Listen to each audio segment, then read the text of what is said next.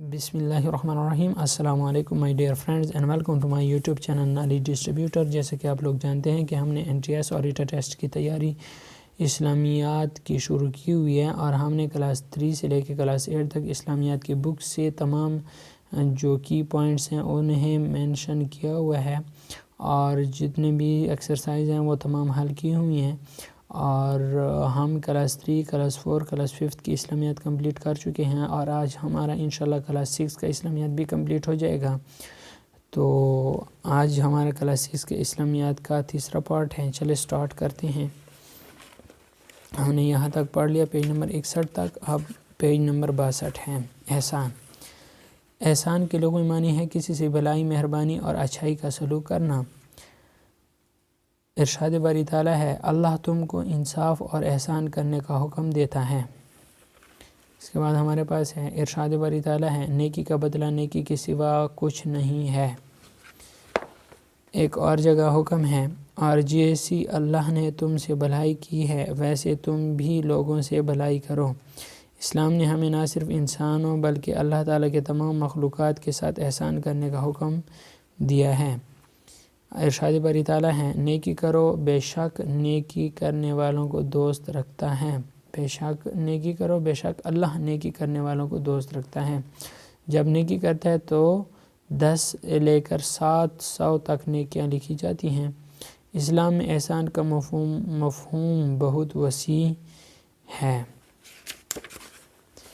اس کا ہمارے پاس آبجیکٹ ہے، مسلمانوں کے احسان کرنے کا حکم دیا گیا ہے۔ تمام مخلوقات کے ساتھ بہترین طریقے پر عبادت کرنا کہلاتا ہے۔ احسان اللہ تعالیٰ کے احسانات میں سے سب سے بڑا احسان یہ ہے کہ اس نے ہمیں مسلمان پیدا کیا۔ اسلام میں احسان کا مفہوم بہت وسیع ہے۔ احسان کے لغوی معنی بھلائی، مہربانی اور اچھائی کا سلوک کرنا ہے۔ محسنین کے معنی ہیں نیکی کرنے والے۔ جس طرح اللہ تعالیٰ نے تیرے ساتھ احسان کیا اس طرح تو بھی کر۔ انسانوں کے علاوہ تمام مخلوق کے ساتھ بھی احسان کرنے کا حکم ہے۔ احسان کا بدلہ احسان کے سوا کچھ نہیں۔ ملک و ملت کے لیے احسان کا جذبہ۔ اللہ تعالیٰ نے فرمایا، وہ اپنی ذات پر دوسروں کو ترجیح دیتے ہیں خواہ ان کو خود احتیاج ہو۔ حضرت ابو جہم بن حذیفہ رضی اللہ تعالیٰ عنہ کہتے ہیں کہ میں جنگ یرموک میں اپنے چچا زاد بھائی کی تلاش میں نکلا۔ انصار مدینہ نے کی خالی جگہ مدد۔ مہاجرین کی جنگ یرموک میں زخمی صحابہ نے احسار کی ایک مثال قائم کی۔ پاکستان کے مسلمانوں نے 2005 عیسوی کے زلزلے میں احسار قربانی کا مظاہرہ کیا۔ بچوں نے زلزلے کے متاثرین کی امداد کے لیے جیب خرچ کی رقم بھی دے دی۔ خالی جگہ اپنی ضرورت پر دوسرے کی ضرورت کو ترجیح دینا احسار کہلاتا ہے۔ انصار مدینہ نے احسار کا عملی نمونہ پیش کیا۔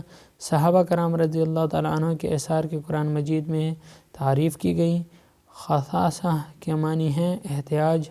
ہمیں ہر وقت ملک و قوم کے لیے احسار کا مظاہرہ کرنا چاہیے۔ حقوق العباد۔ حقوق العباد سے مراد بندوں کے حقوق ہیں۔ بندوں کے حقوق میں اولیت والدین کے حقوق کو حاصل ہیں۔ ارشاد باری تعالیٰ ہے کہ میرا شکر بھی کرتا رہے اور اپنے ماں باپ کا بھی۔ آپ صلی اللہ علیہ وسلم نے فرمایا، والدین کا نافرمان شخص جنت کی خوشبو سے بھی محروم رہے گا۔ اور یہاں پر ہمارے پاس ہے کہ والدین کے دوستوں سے حسن سلوک کیا جائے۔ اللہ تعالیٰ کا شکر ادا کرنے کے ساتھ ساتھ والدین کا شکر ادا کرنے کا حکم دیا گیا ہے۔ والدین کے ساتھ بھلائی کرنی چاہیے۔ حدیث نبی کے مطابق والدین کا نافرمان جنت کی خوشبو سے بھی محروم رہے گا۔ والدین کے دوستوں سے حسن سلوک کیا جائے۔ والدین کے بڑھاپے میں خدمت کی جائے۔ بندوں کے حقوق میں اولیت والدین کے حقوق کو حاصل ہے۔ انسان کو سب سے زیادہ والدین سے ملتی ہے، مدد والدین سے ملتی ہے۔ والدین اپنی راحت اولاد کی راحت پر قربان کر دیتے ہیں۔ والدین کے ساتھ اچھا سلوک کرتے رہو۔ یہاں پہ اولاد کے حقوق، اس کے ہمارے پاس ایکسرسائز ہے۔ نرزقہم کے معنی ہیں ہم انہیں رزق دیتے ہیں۔ اسلام سے پہلے لوگ لڑکیوں کو درگور کرتے تھے۔ اولاد کے ساتھ محبت سے پیش آنا چاہیے۔ اولاد کی ایسی پرورش کرنی چاہیے کہ وہ محب وطن بن سکیں۔ والدین پر اولاد کے حقوق بھی ہیں۔ اپنی اولاد کو مفلسی کے خوف سے قتل نہ کرو۔ اسلام نے اولاد پر شفقت کرنے کا حکم دیا ہے۔ اپنی حیثیت کے مطابق بچے کی تعلیم و تربیت کا انتظام کرنا والدین کا فرض ہے۔ اساتذہ کے حقوق۔ اساتذہ استاد کی جمع ہے۔ استاد کو معلم، مدرس اور مربی بھی کہا جاتا ہے۔ ترجمہ ارشاد نبی صلی اللہ علیہ وسلم ہے۔ ترجمہ مجھے معلم بنا کر بھیجا گیا۔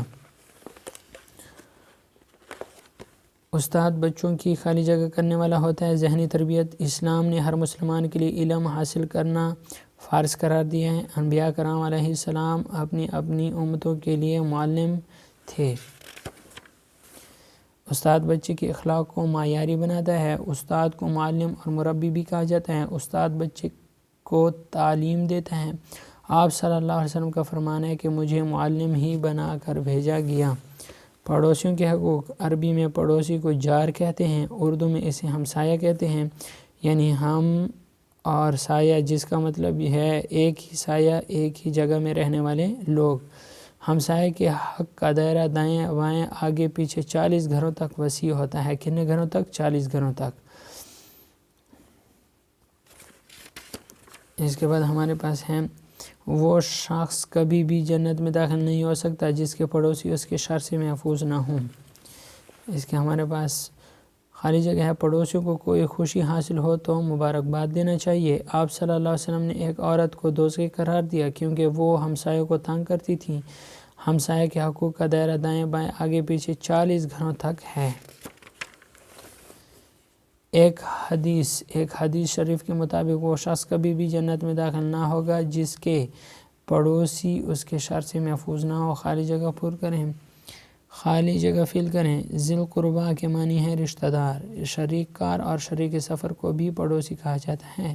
اچھا پڑوسی وہ ہے جو تکلیف کے وقت اپنے پڑوسی کی مدد کرے۔ پڑوسی بیمار ہو جائے تو علاج کرانا چاہے۔ ضرورت کے وقت پڑوسی کی مدد کرنی چاہیے۔ ہدایت کے سرچشمے۔ ام المومنین حضرت خدیجہ رضی اللہ تعالیٰ عنہ کا تعلق قریش کے قبیلے بنو اسد سے تھا۔ آپ رضی اللہ تعالیٰ عنہ اپنے پاکیزہ کردار کی وجہ سے طاہرہ کے لقب سے مشہور تھیں۔ آپ رضی اللہ تعالیٰ عنہ کے والد کا نام خویلد بن اسد تھا۔ آپ رضی اللہ تعالیٰ عنہ کا شمار مکہ مکرمہ کے مالدار لوگوں میں ہوتا تھا۔ آپ رضی اللہ تعالیٰ عنہ تجارت کرتی تھیں۔ تجارت مال ملک شام وغیرہ لے جاتے تھے۔ حضرت خدیجہ رضی اللہ تعالیٰ عنہ اپنے کاروبار کی نگرانی کے لیے کسی دیانتدار شخص کی تلاش تھی۔ حضرت خدیجہ رضی اللہ تعالیٰ عنہ نے رسول اکرم صلی اللہ علیہ وسلم کی خدمت میں پیغام بھیجا کہ آپ صلی اللہ علیہ وسلم ان کا تجارتی مال شام لے کر جائیں۔ نبی کریم صلی اللہ علیہ وسلم نے حضرت خدیجہ رضی اللہ تعالیٰ عنہ کی پیشکش قبول فرمائی اور مال لے کر ملک شام تشریف لے گئے۔ حضرت خدیجہ رضی اللہ تعالیٰ عنہ کا غلام میسرہ بھی ساتھ تھا۔ وہاں سارا مال فروخت ہو گیا اور پہلے کے مقابلے میں کہیں زیادہ نفع ہوا۔ واپسی پر غلام میسرہ نے حضرت صلی اللہ علیہ وسلم کے پاکیزہ اخلاق اور دیانتداری کا ذکر حضرت خدیجہ رضی اللہ تعالیٰ عنہ سے کیا۔ اس کے بعد یہ کہتے ہیں اپنی ایک سہیلی نفیسہ کے ذریعے آپ صلی اللہ علیہ وسلم کو نکاح کا پیغام بھجوایا جسے آپ صلی اللہ علیہ وسلم نے اپنے چچا حضرت ابو طالب کے مشورے سے قبول فرمایا۔ دونوں خاندانوں کے بزرگ کی موجودگی میں نکاح ہوا۔ آپ صلی اللہ علیہ وسلم کے چچا حضرت ابو طالب نے نکاح پڑھایا۔ نکاح کے وقت حضرت خدیجہ رضی اللہ تعالیٰ عنہ تقریباً 40 برس کی تھیں اور حضرت محمد صلی اللہ علیہ وسلم کی عمر تقریباً 25 برس تھی۔ حضرت خدیجہ رضی اللہ تعالیٰ عنہ نے آپ صلی اللہ علیہ وسلم کی دلجوئی کرتے ہوئے کہا اللہ تعالیٰ آپ صلی اللہ علیہ وسلم کو کبھی مصیبت میں نہیں ڈالے گا۔ آپ رضی اللہ تعالیٰ عنہ نے اسلام کی تبلیغ و اشاعت کے لیے اپنا سارا مال وقف کر دیا اور ہر حال میں رسول اللہ صلی اللہ علیہ وسلم کا ساتھ دیتی رہیں۔ حضرت خدیجہ رضی اللہ تعالیٰ عنہ نے 65 برس کی عمر میں وفات پائی۔ اس سال کو آپ صلی اللہ علیہ وسلم نے عام الحزن یعنی غم کا سال قرار دیا اور اللہ تعالیٰ نے ان کے بدن سے مجھے اولاد دیا۔ خدیجہ رضی اللہ تعالیٰ عنہ مجھ پر اس وقت ایمان لائی جب سب لوگ کافر تھے۔ انہوں نے میری تصدیق کی جب سب نے مجھے جھٹلایا۔ انہوں نے اپنا مال مجھ پر قربان کر دیا جب دوسروں نے مجھ سے بے روح کی اور اللہ تعالیٰ نے ان کے بدن سے مجھے اولاد دی۔ جب بھی کوئی قربانی کرتے تو حضرت خدیجہ رضی اللہ تعالیٰ عنہ کے سہیلیوں کو گوشت ضرور بھیجتے۔ جب بھی کوئی قربانی کرتے تو حضرت خدیجہ رضی اللہ تعالیٰ عنہ کی سہیلیوں کو گوشت ضرور بھیجتے ہیں۔ حضرت خدیجہ رضی اللہ تعالیٰ عنہ کے قبیلے کا نام تھا بنو اسد۔ حضرت خدیجہ رضی اللہ تعالیٰ عنہ کا لقب تھا طاہرہ۔ حضرت خدیجہ رضی اللہ تعالیٰ عنہ کے غلام کا نام تھا میسرہ۔ رسول اللہ صلی اللہ علیہ وسلم کے ساتھ نکاح کے وقت حضرت خدیجہ رضی اللہ تعالیٰ عنہ کی عمر تھی 40 برس۔ حضرت علی رضی اللہ تعالیٰ عنہ 13 رجب 30 عام الفیل و مطابق 600 عیسوی کو پیدا ہوئے۔ آپ رضی اللہ تعالیٰ عنہ کا نام علی، کنیت ابو الحسن اور ابو تراب اور لقب حیدر ہے۔ آپ رضی اللہ تعالیٰ عنہ حضور صلی اللہ علیہ وسلم کے چچا حضرت ابو طالب کے بیٹے تھے۔ رسول اللہ صلی اللہ علیہ وسلم کی بیٹی حضرت فاطمہ رضی اللہ تعالیٰ عنہ کی شادی آپ رضی اللہ تعالیٰ عنہ کے ساتھ ہوئی۔ حضرت امام حسن رضی اللہ تعالیٰ عنہ اور حضرت امام حسین رضی اللہ تعالیٰ عنہ آپ رضی اللہ تعالیٰ عنہ کے فرزند تھے۔ جب نبی کریم صلی اللہ علیہ وسلم نے اپنے قبیلہ کے لوگوں کو اسلام کی دعوت دی تو حضرت علی رضی اللہ تعالیٰ عنہ نے سب سے پہلے اسلام قبول کیا۔ اس وقت آپ رضی اللہ تعالیٰ عنہ کی عمر 9 سال تھی۔ تو آپ رضی اللہ تعالیٰ عنہ نے زندگی بھر رسول اللہ صلی اللہ علیہ وسلم کا ساتھ دینے کا برملا اعلان کیا۔ آپ رضی اللہ تعالیٰ عنہ غزوہ تبوک کے سوا باقی تمام غزوات میں رسول اللہ صلی اللہ علیہ وسلم کے ساتھ رہے اور داد شجاعت دی۔ حضرت علی رضی اللہ تعالیٰ عنہ نے غزوہ خیبر کے موقع پر نہایت بہادری کے ساتھ قلعہ قموس کے سردار کو شکست دی اور قلعہ قموس مسلمانوں کے قبضے میں آ گیا۔ اس فاتح کے بعد آپ رضی اللہ تعالیٰ عنہ حیدر قرار کے نام سے مشہور ہوئے۔ حضرت ابوبکر صدیق رضی اللہ تعالیٰ عنہ اور حضرت عمر فاروق رضی اللہ تعالیٰ عنہ کے دور خلافت میں آپ رضی اللہ تعالیٰ عنہ مجلس شورا کے رکن رہے۔ حضرت عثمان رضی اللہ تعالیٰ عنہ کی شہادت کے بعد مسلمانوں نے آپ رضی اللہ تعالیٰ عنہ کو چوتھا خلیفہ منتخب کیا۔ آپ رضی اللہ تعالیٰ عنہ کا دور خلافت 4 سال 9 ماہ رہا۔ ان اقدامات میں زکوٰۃ اور جزیہ کی وصولی کا نظام اور عدالتوں کا نظام سرفہرست ہیں۔ آپ رضی اللہ تعالیٰ عنہ بہترین سپہ سالار، عظیم فاتح اور اعلیٰ درجے کے خطیب تھے۔ آپ رضی اللہ تعالیٰ عنہ رسول اللہ صلی اللہ علیہ وسلم کے کاتب بھی تھے۔ آپ رضی اللہ تعالیٰ عنہ پر 19 رمضان المبارک کو کوفہ کی مسجد میں نماز فجر کے وقت ایک بدبخت خارجی عبد الرحمن ابن ملجم نے حملہ کر دیا، زخمی ہو گیا اور 21 رمضان المبارک 40 ہجری کو جام شہادت نوش فرمایا۔ بچوں میں سب سے پہلے اسلام قبول کیا حضرت علی رضی اللہ تعالیٰ عنہ نے حضور صلی اللہ علیہ وسلم کے داماد تھے۔ حضرت علی رضی اللہ تعالیٰ عنہ ہجرت کے رات حضور صلی اللہ علیہ وسلم کے بستر پر سو گیا۔ حضرت علی رضی اللہ تعالیٰ عنہ غزوہ خیبر میں نمایاں کارکردگی دکھائی۔ حضرت علی رضی اللہ تعالیٰ عنہ مسلمانوں کے چوتھے خلیفہ راشد تھے۔ حضرت علی رضی اللہ تعالیٰ عنہ کی ولادت عام الفیل میں ہوئی۔ حضرت علی رضی اللہ تعالیٰ عنہ کو عبد الرحمن بن ملجم نے شہید کیا۔ حضرت علی رضی اللہ تعالیٰ عنہ 40 ہجری میں شہید ہو گئے تھے۔ حضرت سید علی حجویری رحمۃ اللہ علیہ مشہور عالم صوفی اور درویش تھے۔ آپ رحمۃ اللہ علیہ کی ولادت 400 ہجری کو حجویری موجودہ افغانستان میں ہوئی۔ آپ رحمۃ اللہ علیہ کے والد کا نام سید عثمان تھا۔ حضرت علی بن عثمان حجویری رحمۃ اللہ علیہ نے غزنی کے محلہ جلاب میں نشوونما پایا۔ حضرت علی حجویری رحمۃ اللہ علیہ نے علم کے لیے شام، عراق، ایران، خراسان کا سفر کیا اور اس زمانے کے علماء کرام اور بزرگان دین سے علم حاصل کیا۔ آپ رحمۃ اللہ علیہ غزنی سے لاہور تشریف لائے اور یہاں سکونت اختیار کی۔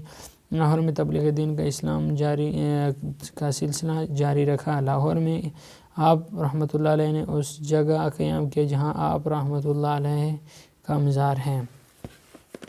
حضرت علی حجویری رحمۃ اللہ علیہ نے تصوف پر فارسی زبان میں کئی کتابیں لکھی۔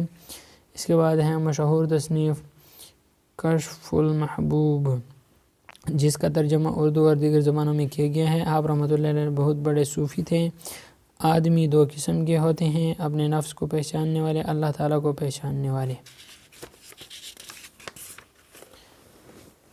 ہمارے پاس اس کا یہ سید علی حجویری رحمۃ اللہ علیہ پیدا ہوئے افغانستان میں۔ سید علی حجویری رحمۃ اللہ علیہ دین کے اشاعت کرتے رہے۔ لاہور میں سید علی حجویری رحمۃ اللہ علیہ دین کا علم حاصل کرنے کے لیے گئے عراق۔ سید علی حجویری رحمۃ اللہ علیہ نے غزنی کے محلہ جلاب میں نشوونما پایا۔ سید علی حجویری رحمۃ اللہ علیہ نے علم کے طویل سفر اختیار کیے۔ سید علی حجویری رحمۃ اللہ لاہور میں درس و تدریس کرتے رہے۔ سید علی حجویری رحمۃ اللہ علیہ نے تصوف پر کتابیں لکھی۔ طارق بن زیاد رحمۃ اللہ علیہ۔ طارق بن زیاد کا تعلق شمالی افریقہ کے بربر قبائل سے تھا۔ طارق بن زیاد نامور مسلمان جرنیل موسیٰ بن نصیر کے تربیت یافتہ تھے۔ نصیر نے انہیں شہر طنجہ کا حاکم اور شمالی افریقہ میں اسلامی افواج کا سپہ سالار مقرر کیا۔ اندلس میں اس وقت عیسائی حکومت قائم تھی جو رعایا پر طرح طرح کے مظالم ڈھا رہے تھے۔ اندلس کے لوگوں ان کے مظالم سے نکالنے کے لیے اندلس ہی کے ایک سردار کاؤنٹ جولین نے موسیٰ بن نصیر سے درخواست کی کہ وہ اندلس پر حملہ کریں اور اہل اندلس کو عیسائی حکمران کے مظالم سے نجات دلائیں۔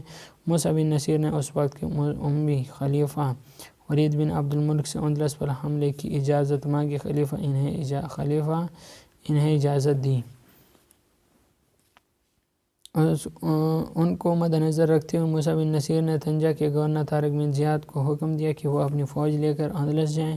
طارق بن زیاد 7,000 سپاہیوں کے ساتھ کشتیوں میں سوار ہو کر ساحل اندلس کے جنوبی حصے پر اترا۔ طارق بن زیاد نے ساحل پر اترنے کے بعد اپنے سپاہیوں کو حکم دیا کہ کشتیوں کو جلا دیا جائے۔ طارق بن زیاد ساحل اندلس کے جس حصے پر اترے اس کا نام جبل الطارق رکھا گیا جسے آج جبرالٹر کہتے ہیں۔ موسیٰ بن نصیر نے طارق بن زیاد کی مدد کے لیے 5,000 کی مزید فوج بھیجی۔ اس طرح فوج کی تعداد 12,000 تک پہنچ گئی، جبکہ عیسائی فوج کی تعداد 1,00,000 تھی اور وہ جنگی ساز و سامان سے بھی لیس تھے۔ ہر وہ زمین میری ہے جو میرے رب کی ہے، یہ طارق بن زیاد نے تاریخ ساز بات کہی۔ بادشاہ راڈرک جو کہ عیسائی فوج کا لیڈر تھا، واقع 5 شوال 92 ہجری مطابق 711 عیسوی کو پیش آیا، نے طارق بن زیاد نے موسیٰ بن نصیر کو اس عظیم فتح کی خوشخبری دی، جس پر موسیٰ بن نصیر بہت خوش ہوئے۔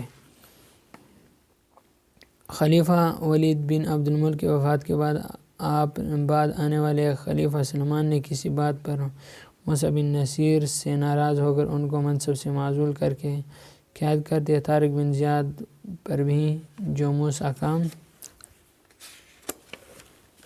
تربیت یافتہ تھا اثر پڑا۔ خلیفہ نے طارق کی بھی کوئی خاص قدردانی نہیں کی۔ خلیفہ سلمان طارق بن زیاد کو موسیٰ بن نصیر سے تعلق کی وجہ سے کوئی اہم ذمہ داری نہیں دینا چاہتا تھا۔ آخر میں طارق بن زیاد کو ایک معقول معاوضہ دے کر ملک شام کے کسی شہر میں قیام پذیر ہونے کا حکم دیا گیا۔ اسلام کی اس بہادر جرنیل نے شام کے ایک شہر میں گمنامی کی زندگی گزاری اور وہاں وفات پائی۔ اللہ تعالیٰ ان کے قبر پر کروڑوں رحمتیں نازل فرمائے، آمین۔